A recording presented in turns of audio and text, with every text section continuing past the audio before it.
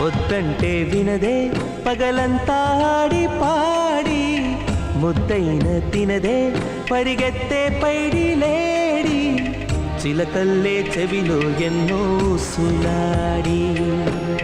పడుకోదే పన్నెండైనా ఏం చేయాలి గుమ్మాడి గుమ్మాడి ఆడిందంటే అమ్మాడి డాడీ ఊపిరిలో మురిసే కూచిపూడి